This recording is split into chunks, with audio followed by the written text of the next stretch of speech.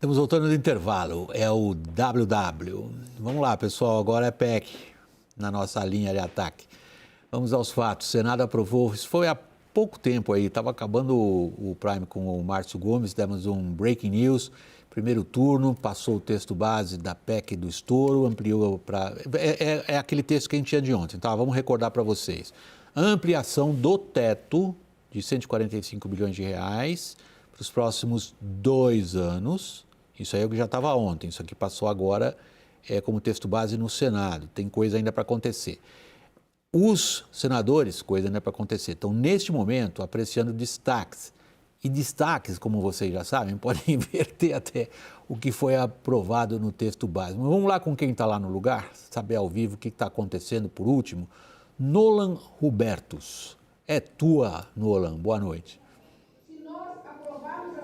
Boa noite, William. Boa noite a todos que acompanham o WW. Pois é, William, aprovada por 64 votos a 16.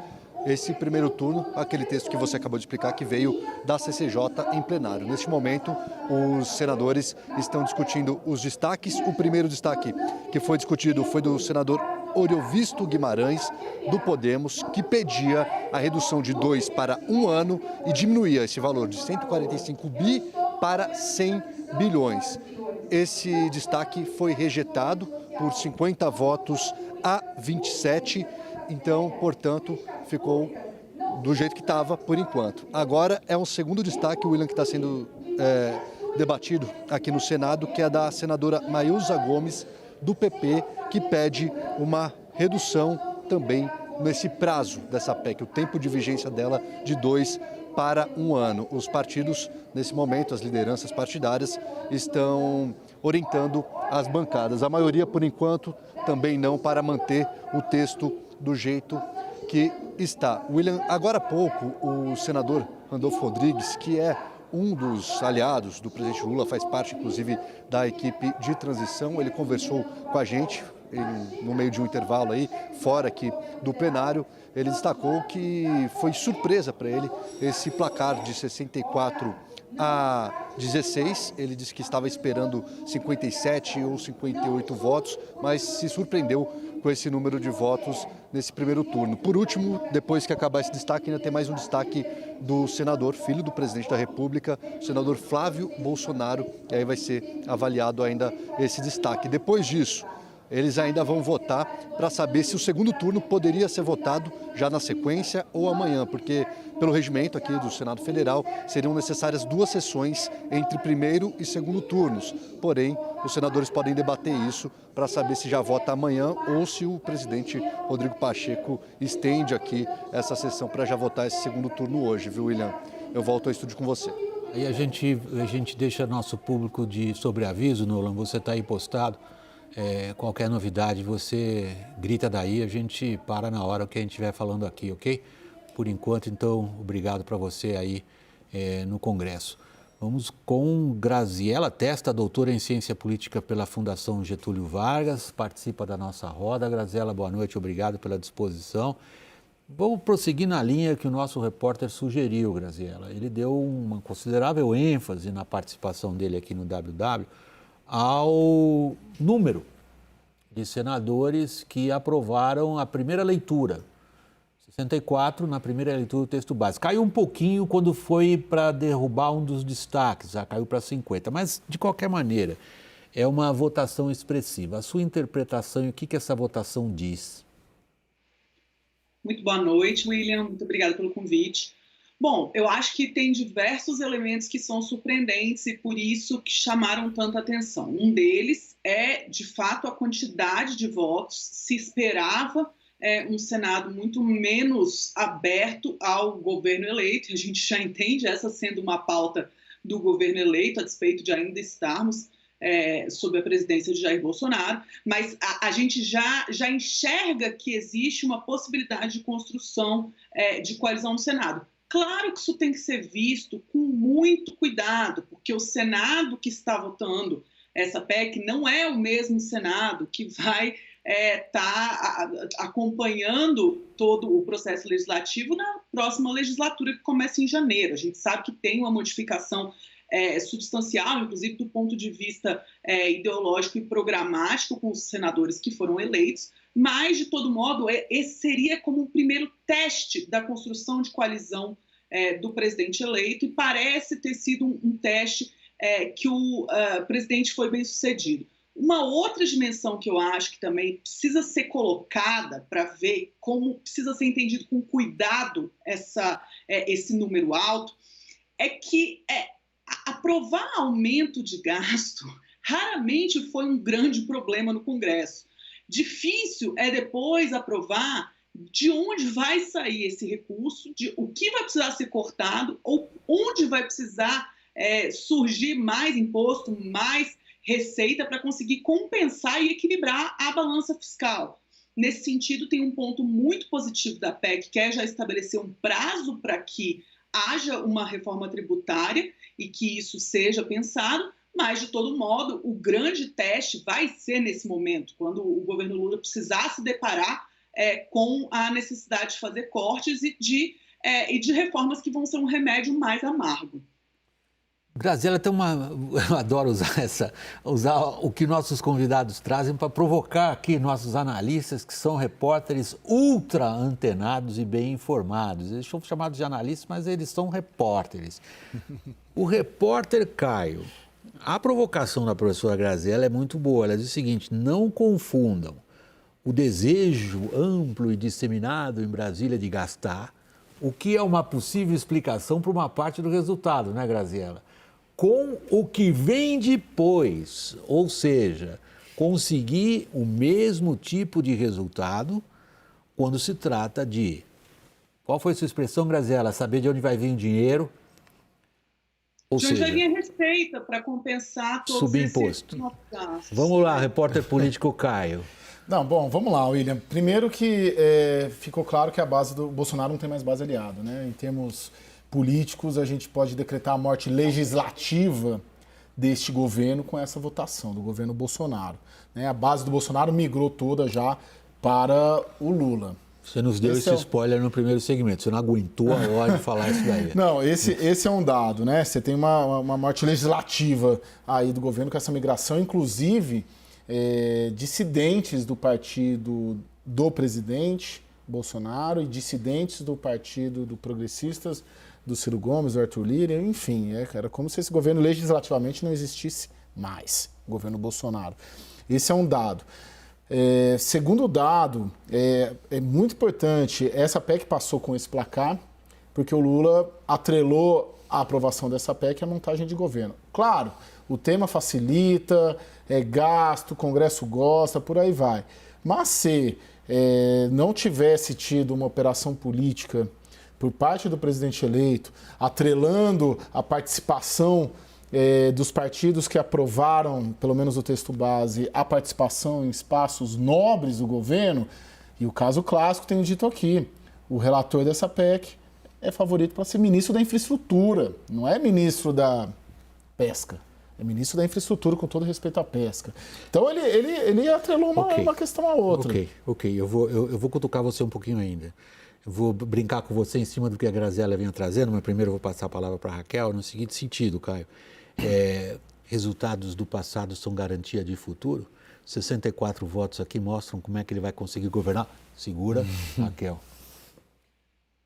William, eu concordo com o Caio, que eu acho que a montagem do governo, é claro, está influenciando, trouxe votos do PSD, do União Brasil, mas discordo com o Caio de que o Bolsonaro, acho que não dá nem para atrelar ele, mas uma oposição ao governo Lula esteja morta por esse placar.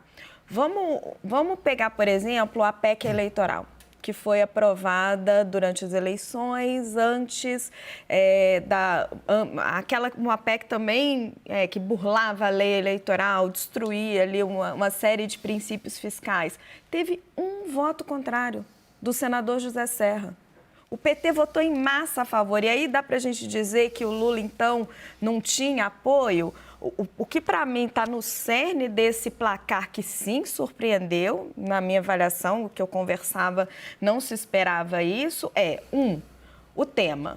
né? Ampliação do Bolsa Família, como lá atrás também era ampliação do Bolsa Família. É muito difícil para um parlamentar ficar contra isso. A despeito dos problemas que vão aparecer, nem a senadora Simone Tebet conseguiu ficar contra o estouro da lei eleitoral lá atrás. E foi cobrada por isso. 2, tem solução para todo mundo nessa PEC. Tem dinheiro para o governo Bolsonaro, tem emenda para parlamentar, tem dinheiro sobrando para o governo Lula, não só para a Bolsa Família, mas para um monte de ministério que vai irrigar aí esses aliados. Assim, só não se preocupou com o contribuinte. E aí concordo com a professora.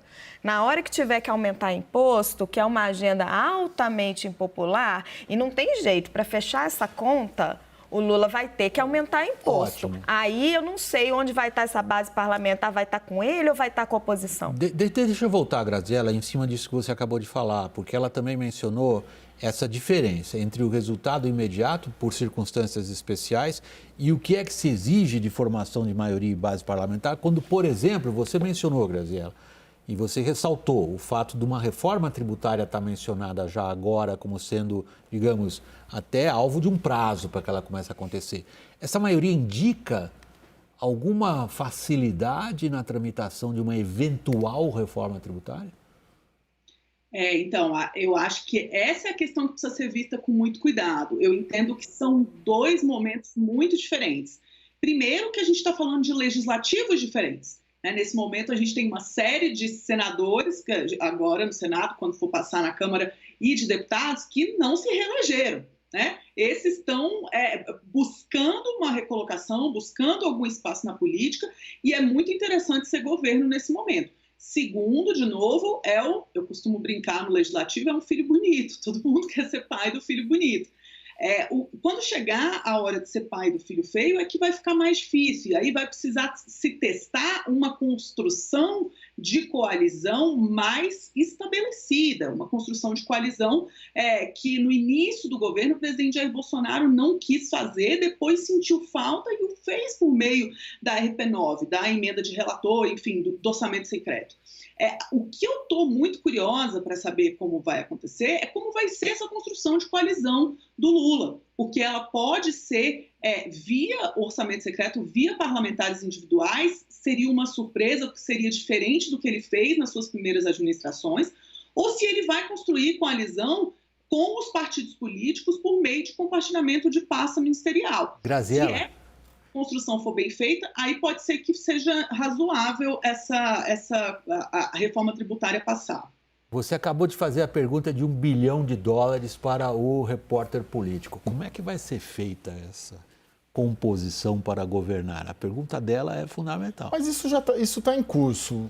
Isso está em curso. Não, mas ela fez o seguinte, vai ser feito via orçamento secreto, via esse esquema que a gente não sabe o que vai acontecer no STF ainda, mas enfim, com o que é descrito pelo próprio Lula como algo que não pode continuar, ou será via, estou traduzindo as palavras dela, se eu fizer alguma injustiça, você me corrige na hora, Graziela, ou será via articulações políticas, digamos, mais convencionais?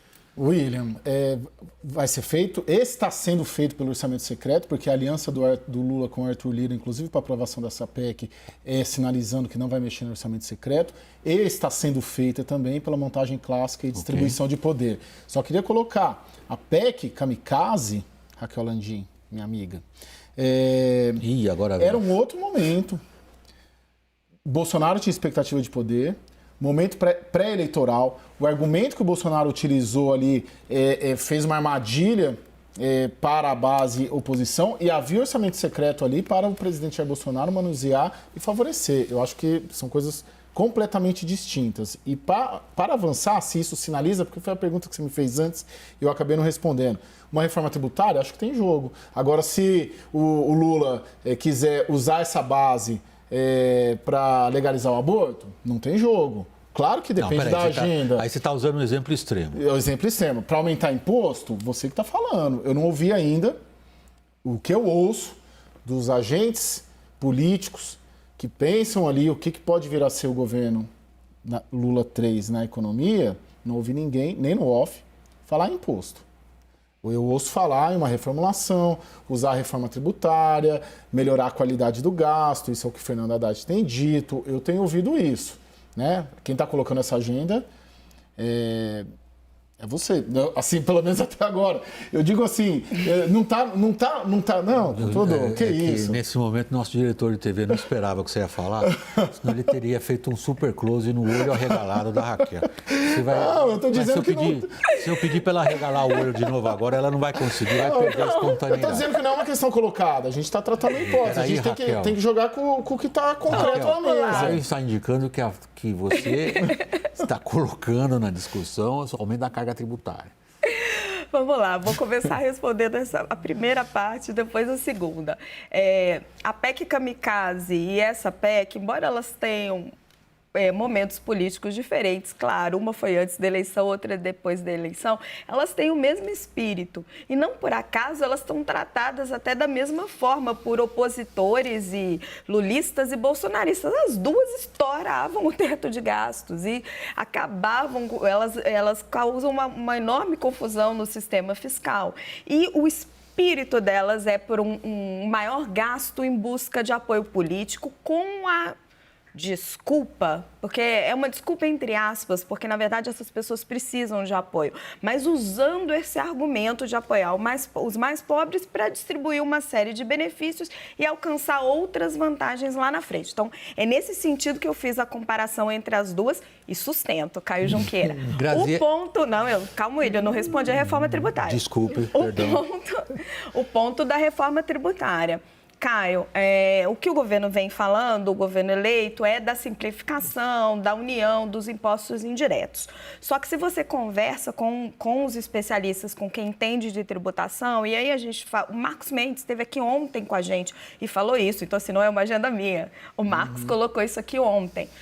Outros especialistas importantes que entendem de tributação, com esta conta, com o tamanho da relação dívida-PIB que está posta, me lembro do Marcos usar exatamente essa expressão, não vai ter saída a não ser aumento de carga tributária. E vou te dar um exemplo que eu acho que vai acontecer agorinha no fechamento do ano. Agora, no final do ano, acaba a isenção que o Bolsonaro criou na PEC Kamikaze, com objetivos eleitorais, do PIS/COFINS dos combustíveis. O que vai acontecer? O Lula não vai conseguir manter essa isenção. Ele vai ter que deixar esse imposto subir. Isso é aumento de carga tributária. Deixa eu passar para a Graziela, então, porque vocês dois estão levantando para ela a seguinte bola. Para você, Graziela, e aí a gente vai fechar essa parte. Essa discussão vai continuar com certeza, mas hoje vou ser obrigado a fechá-la agora. Graziela, o Congresso entregou ao Lula uma licença para gastar, está na cara. Entrega a ele se precisar subir imposto, licença para subir imposto? Essa que é a grande questão. Eu acho que a questão é subir imposto de que setor?